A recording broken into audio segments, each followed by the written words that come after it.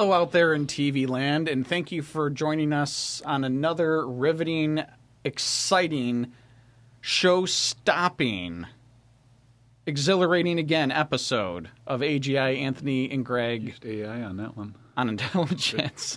We need more adjectives. We need a lot more adjectives. Many, many more adjectives. I don't remember what those are, but I'll try to use more of them.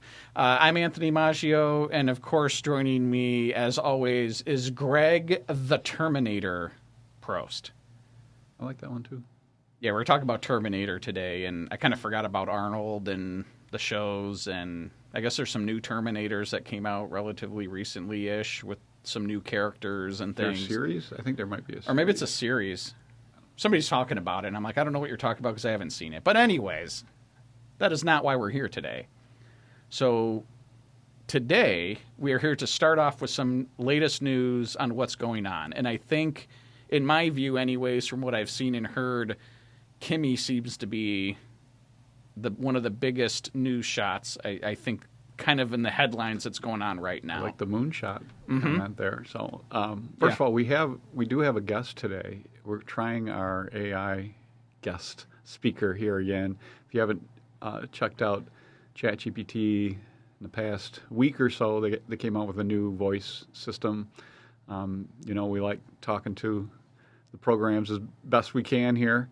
But they came out with a new system, and so we're trying it. If you remember in some of the previous episodes, we tried it, couldn't get her to shut up. So he seems to be shutting up a little bit better. I'm still calling him Nancy, but we'll see how this works. So a little bit of a casual tone to him, too, so we'll see how this works. I can't think there'll be any issues at all with this. But, yeah. So we'll have a random guest joining us during the show as we go. No big deal. A male named Nancy. Yes. So Kimi K3. So all these different names and acronyms and things always crack me up. Kimi, K-I-M-I, K3.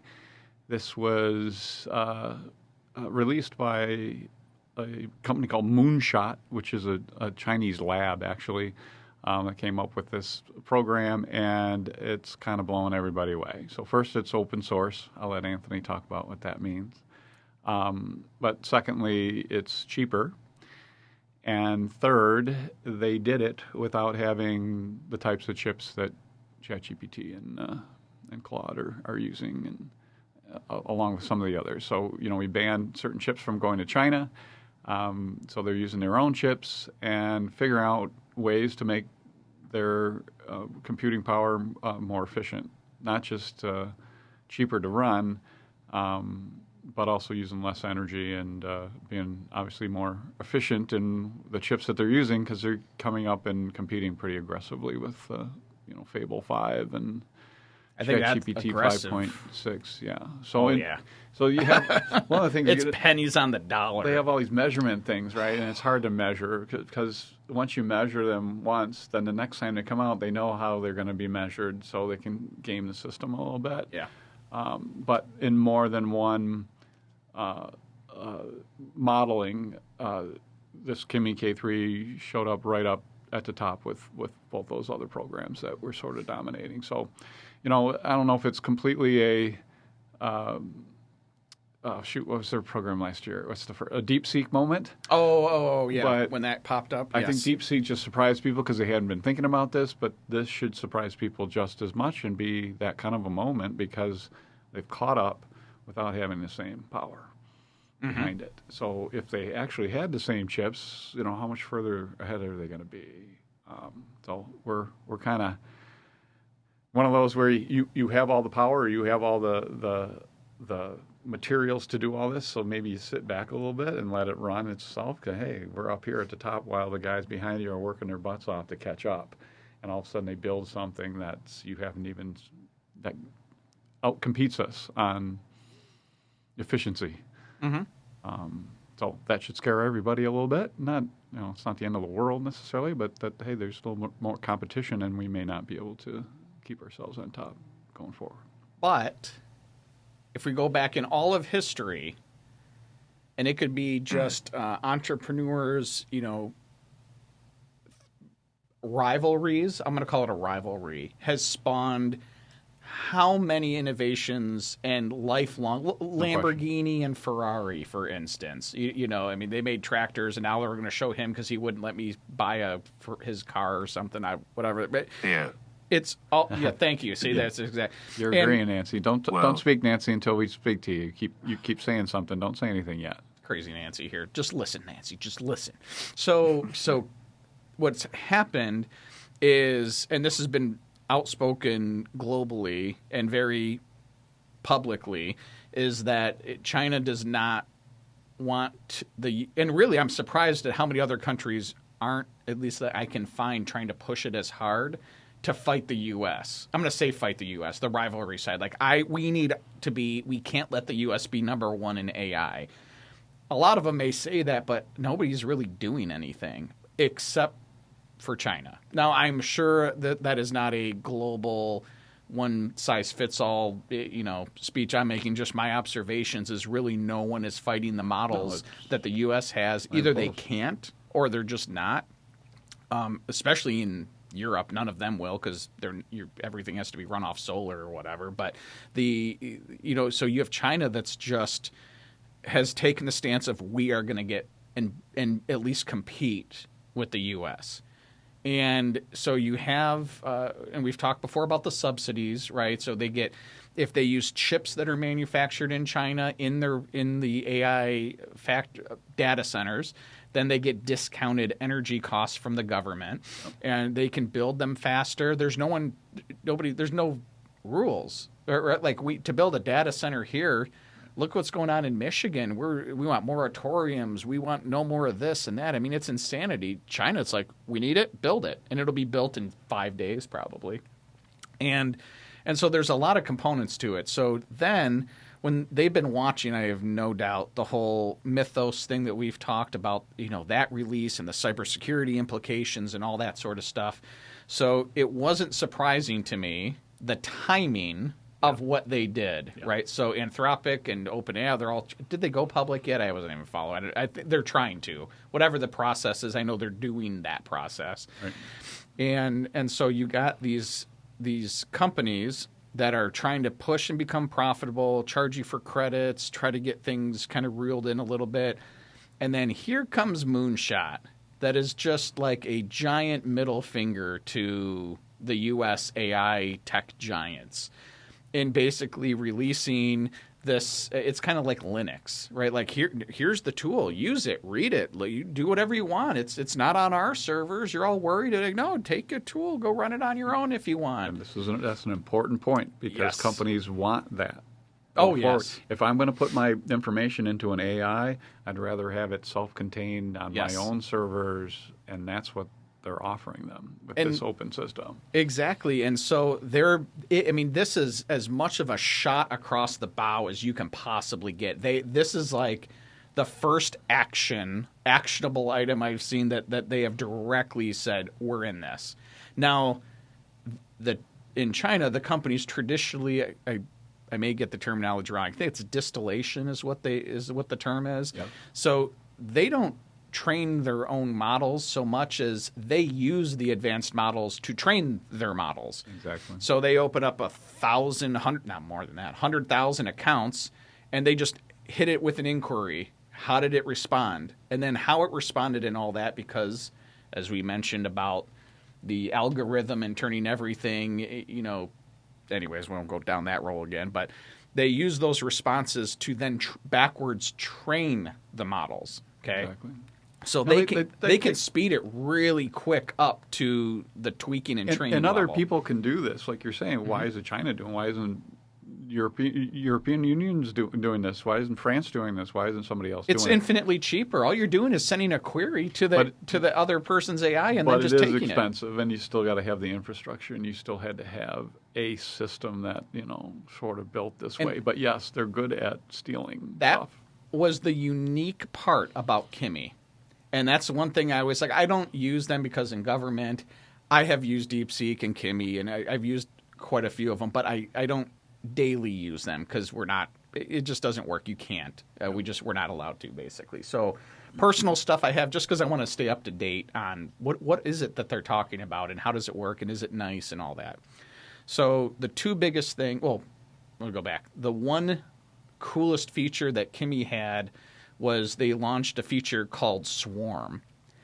And that was, I don't know when they released that a while exactly. back, though, right? Yeah. It's probably late last year. Okay, yeah, okay. Maybe beginning of this year when the agent side started to become more popular. Yeah. And what Swarm does is you basically give it a task and it will break that task up into, I think it's up to 500 separate agents. So it will instantaneously spawn and run up 500 sub-agents to take whatever it is you're asking it, break it into however many pieces it needs, and then it will accomplish all of the parts, put it all back together, and give you the answer back. So what was really cool about that is, sometimes let's say you're doing deep research, and, it'd be like, okay, well, sometimes, the latest ones, they could run for hours, but let's just say that it was a 45 minutes. Let's just say you're running a deep research. It's pretty in-depth, and it's about a 45-minute endeavor. Well, with the Swarm agent, you would do the exact same research, but it would be doing it from 500 different angles. Yeah. And so you could run these things really fast, and you'd get the same result. It'd be like having 500 chat GPTs all researching, split up the duties, all research it, put it all together, and answer it, but they don't work that way. And each one having its own individual job. Go all get of them. This, do this, you do that, you do that, you do that, yes. And then now we aggregate it together, and bam, here you go. So the Swarm agent was really cool because you could take super complicated tasks even, and it could do the tasks that it would wait if it needed to wait until a part was done, that part was done, and then just run through. I mean, it was amazingly quick. So that was kind of their fun little gimmick. Everybody's got a gimmick, right? Yeah. They all have gimmicks. But the other biggest part of it is not just is it open source, not only have they done the sub-agent spawning better than probably any of them, but they also are so much cheaper on purpose. I have zero doubt in my mind. It's on purpose. I have zero doubt. They are absolutely... And they're not as... This Kimi K3 is a little more expensive than the previous ones. It's not, 1/100th of a cost or when DeepSeek came out. But they are cheaper. No question. I think they're pricing it at a bargain of enough... They're pricing it based on what the others are charging. Not what it costs them. Not what they're looking like, okay, if you're charging $10 for 6 million tokens, well then I'll do 6 million tokens for, let's say, 8 cents.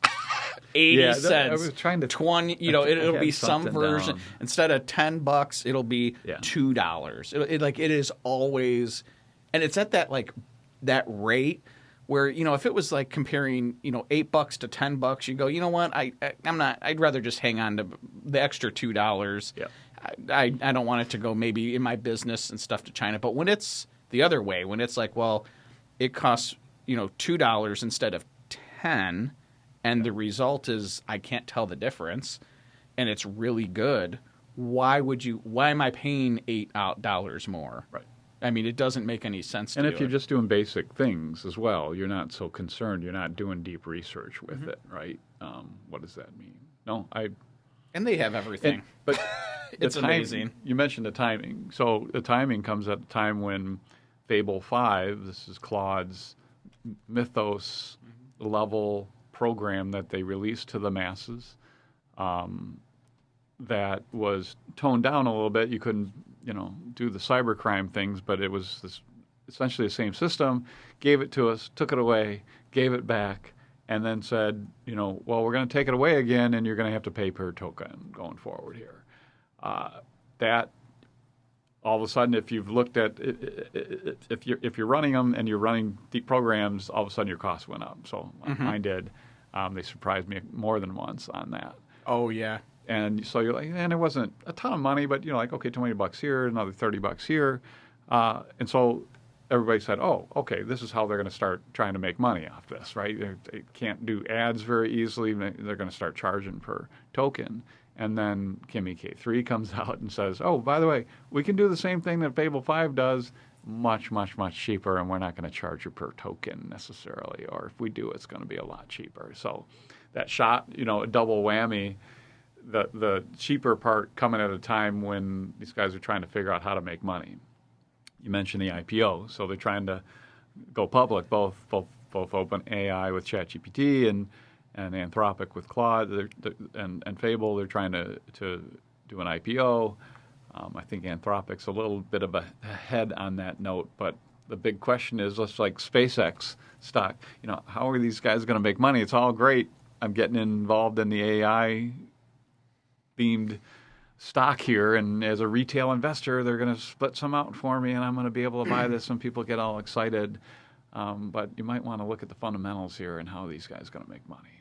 And so if everybody keeps coming with if the competition, the way you get back into the front of the line is not necessarily with the best model, it's the cheapest one, because the models are so aggressive now and have gotten to levels that you don't need that top program all the time. Something else we talked about, using drop downs and changing the model that you're using depending on what you're using or trying to do, that you don't need to use Fable 5 and use all your tokens and the cost. And so we've had a lot of conversations on how to pick the right model, and maybe you don't need to do that anymore if it's back down to 8 cents instead of $10. You don't have to worry about that so much. So the timing, as you mentioned, Anthony, it's like the timing's perfect in two ways. One, hey, we don't need the chips to get to the same level as you've been. And secondly, oh, you're going to start charging more? Well, we're going to go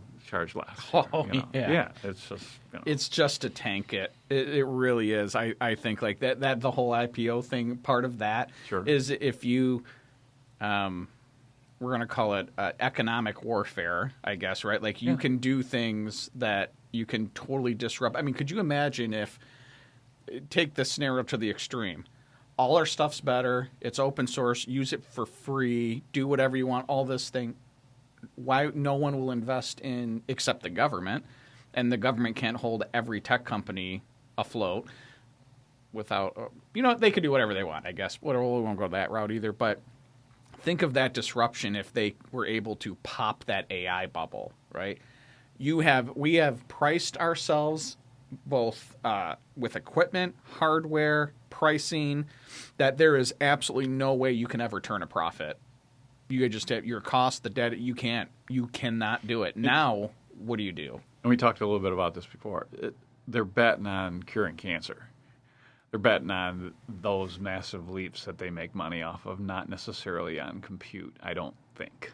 I think they're kind of figuring out that that's not how they're going to make money at $20 a month necessarily. And I think this is also the time, like Google, I always try to see like what's going on with all of them. And the other thing that's happened is we've had all these new releases, new things coming out, that Google's now probably third-ish, fourth-ish. I mean, they haven't had really anything of significance in the recent months. They're building smaller models.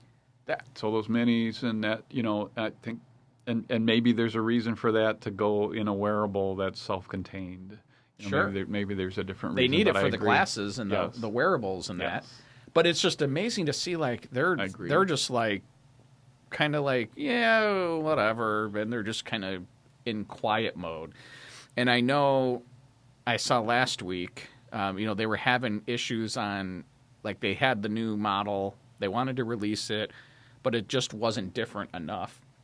And their, DeepMind is trying to fix it and update it and tweak it, and they're not there. And then, bam, OpenAI releases, 5.6, and we have Fable and Mythos 5, and we have, all these, and they're just sitting, and now Kimi. Now we had, the Kimi release, and now Google's just sitting there like, exactly. Maybe that's the plan. Maybe they're like, we're not going to win that war, so let's shift onto a new front. Let's make the best, smallest small language model for wearables and devices so that anybody that has, a small, whether it's your phone self-contained that Apple wants to do, and maybe that partnership is the reason why maybe they're going that direction, right? Because Apple's like, we need everything And that's to why, run on a phone. And we're saying this. Nobody knows how this is all working out. No. It really is, and it's happening so fast. Look at Anthropic and Claude.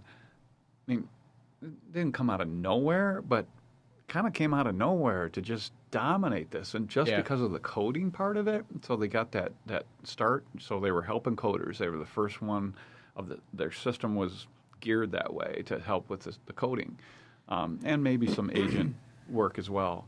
And that kept them leapfrog them enough to get to that level to just surpass everyone and making money hand over fist because people are moving to that system. And so you say, all right, well, is there a moat that they have that gets them to that part? All right, maybe they have smarter people or they come at this inference a little bit differently. And so they got a little bit of a lead. And you're like, okay, well, they've had a lead for a while here. Maybe they do have something. The last couple of programs they've still kept up there, and ChatGPT is trying to get right there. Maybe they do have something different. And then here's China. Oh, by the way, we don't even have the same power you guys have or anything. Yep. We're able to compete right against you. You're like, okay, maybe they don't have what I'm worried about. And we talk about Google and this behemoth, and they got all these different divisions and all this money and all this power and information that other people don't have, searches and all that kind of stuff. And they're still staying a little bit behind, but we would not be surprised sitting here 6 months from now and saying, hey, Google's in the lead now, and Meta moved up here or whatever it is. They've been leapfrogging since the beginning, right? Yes. I mean, it's now ChatGPT's been there at the top since the beginning. Consistent. It's the one that's been pretty consistent with it. So now, do you think? And this is where I'm still like, the new things come out and the new models are really cool. They're really good and all that. But are we getting to a point where let's look at Winter Olympics? Okay, so we've had the Winter Olympics, and I remember watching and I know they have a different name for it, but it was basically like the slaloming downhill skiing races. Okay, whatever. Giant slalom. Yeah, they're going down. They're not allowed to see the course before they start, and they start down this downhill thing. They don't get to see it.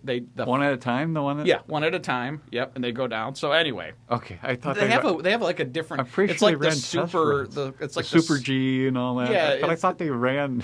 They know the course. No. The one they don't. They don't because they change it for each race. Nancy, you can speak now. We're looking this up. Are you there? Nancy, Checking. you there? Okay. Here we go. I'm here. All right. So Super G is exactly that. They don't get to take a practice run. They inspect the course, then they have one shot at speed. So they do get to inspect it, but they don't. That doesn't mean skiing down it once. One sec. Exactly. They can side slip and study it, but they don't get a full speed test run. See, okay, so I was a little. So your analogy totally works. Okay, there you go. So, yeah. That's amazing. I didn't know that.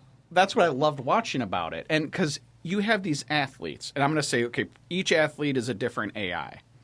And they do this course that they don't get, they're experiencing it for the first time as they go down. And what's amazing to me is it's, and it's like a minute or, it's like a little over a minute or whatnot.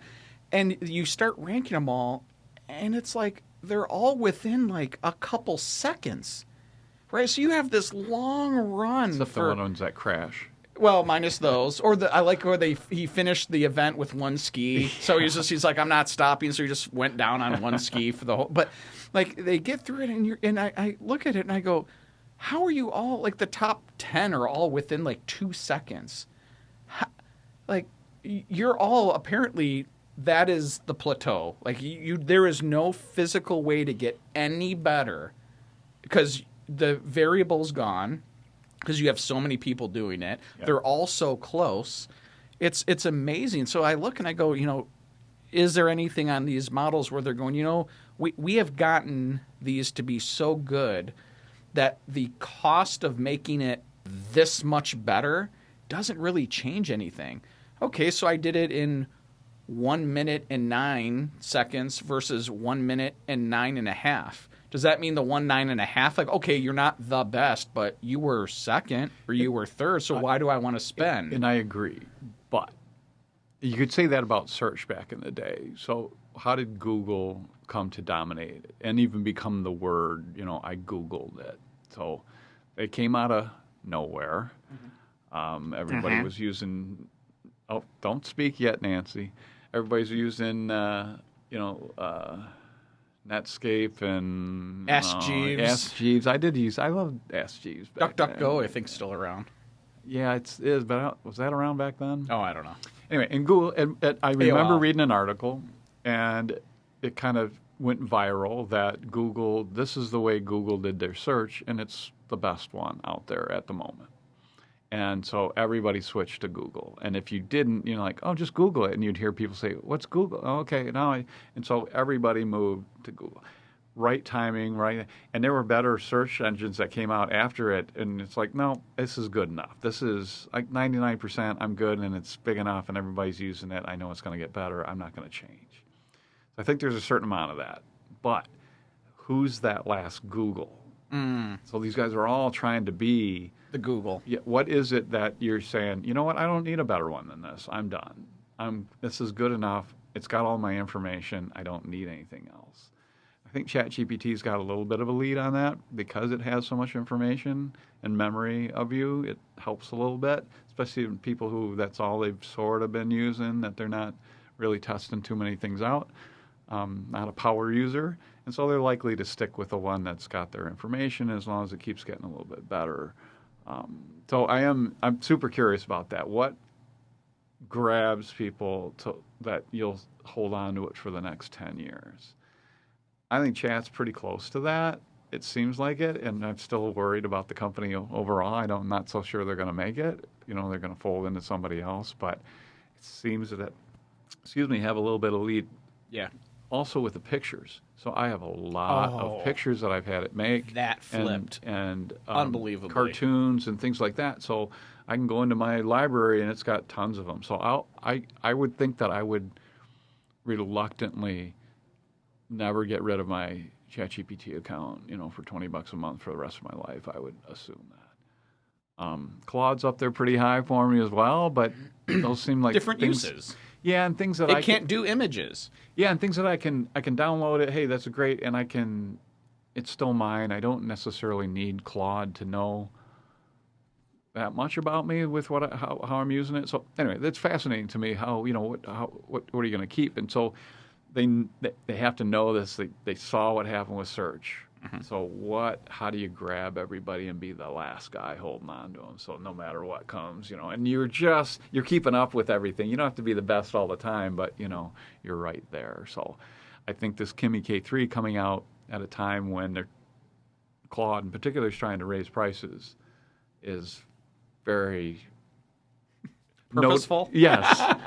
Yes, noticeable. Yes. Yes, I agree with you 100% that they're slapping us at the right timing, and they're proud of the fact that they're able to do that, which is great. And look, the competition is great. I'm excited about the competition. Like, hey, make our systems better. And we still have better chips. One other thing we were talking about was power, and I had an article on this that 75 data center projects in the United States were canceled this past month. Ooh.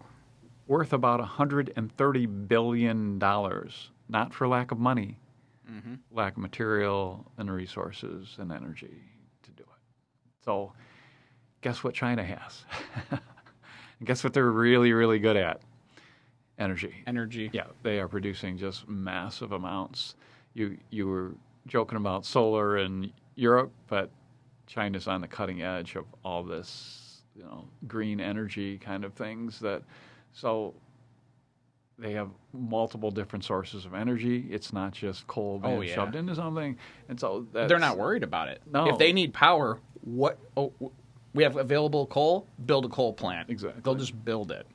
So they have these resources. They have all on solar. They just dominate the world. And that's an area that just keeps getting better all the time. So and skill.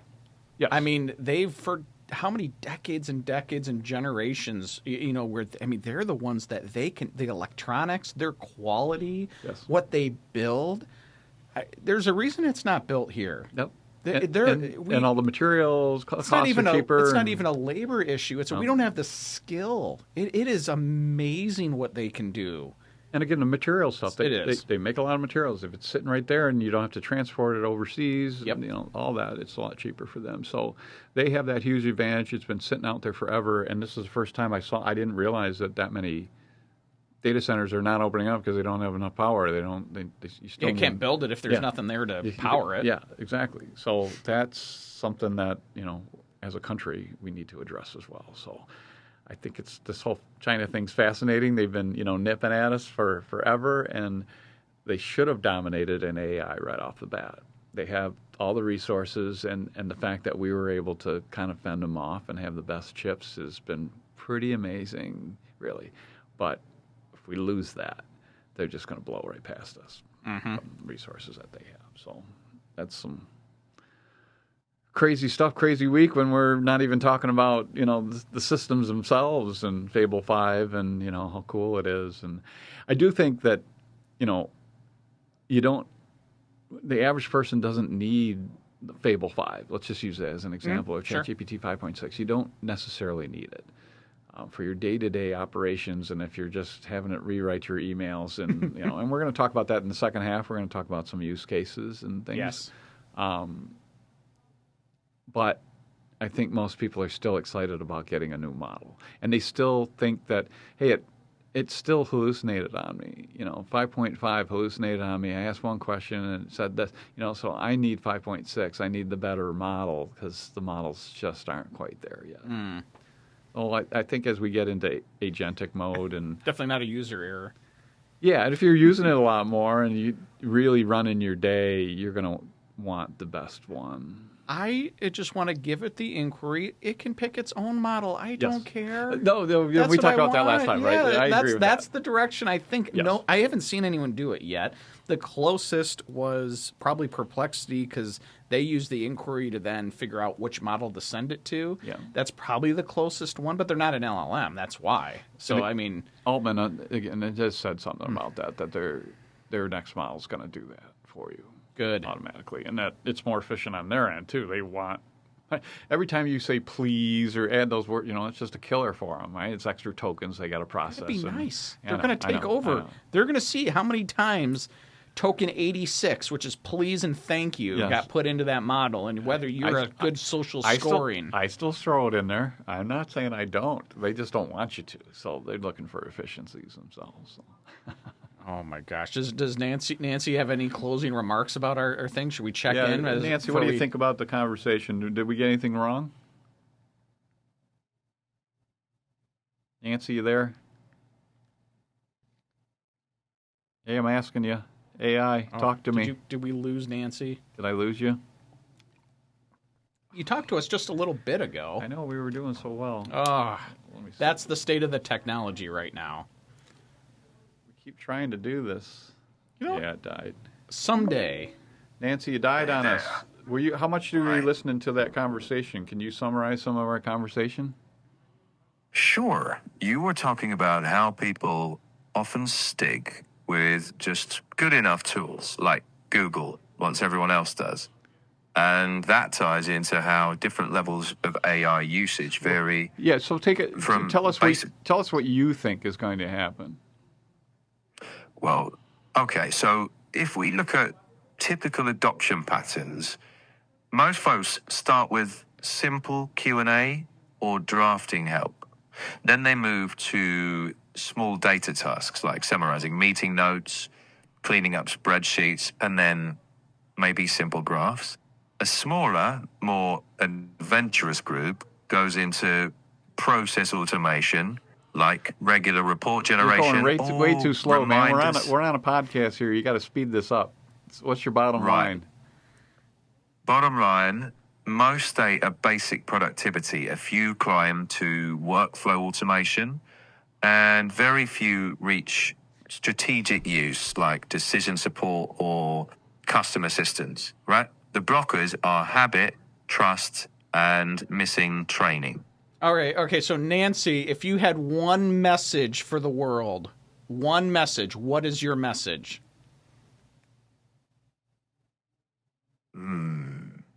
Stay curious longer than you're comfortable. Don't let fear or habit stop you. You don't need to be an expert, just curious enough to ask the next question. Because the future belongs to those who learn how to use these tools and keep their humanity while they do it. Wow. That's a lot to process from That's, a slow talking computer. I think I'm... I can go faster if you want. Faster it is. Yeah, I do want you to move faster and talk faster. That's way too slow for me. Oh, my I know you're in kind Okay. of dude mode, but man, He's chill mode. chill mode. Chill mode. Chill mode. I can do chill mode. No, I don't want you in chill mode. I want you faster. And in fact, we're gonna finish this podcast. We'll bring you back for the second half. And- Sweet. And on Well, that... let's Yeah. On that bombshell, thanks for joining us again. And I guess I'm going to change the closing note. Stay curious. Catch you on the next one.